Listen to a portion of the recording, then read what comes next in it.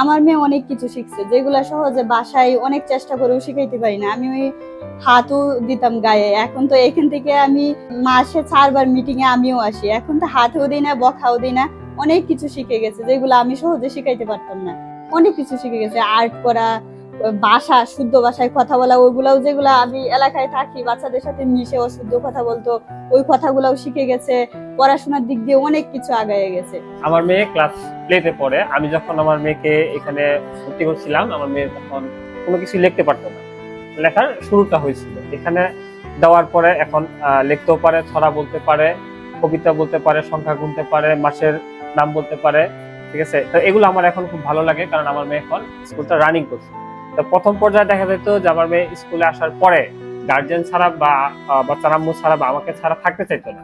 এখন এটা সে অভ্যস্ত করে ফেলছে। স্কুলে ম্যাডাম পাশাপাশি অন্য বাচ্চাদের সাথে তাল মিলিয়ে শিখতে পারছে। ঠিক আছে, এটা আমার কাছে খুব ভালো লাগে। আমি চাই মাটি ডে কেয়ার এ ধরনের মাল্টি প্ল্যান গুলো আরো বাস্তবায়ন করুক। এবং আরেকটা পরামর্শ হচ্ছে, যেহেতু আমাদের মাটি ডে কেয়ারটা শহরের একটা সাইটে পড়ছে, আমাদের আসা যাওয়া বর্ষাকালে আমরা এখন খুব ফেস করি। ভবিষ্যতে যদি বাচ্চাদের আসা যাওয়ার জন্য ভ্যান চালু করা যায়, ঠিক আছে, এটা আমাদের গার্জিয়ানরা খুব উপকৃত হবে।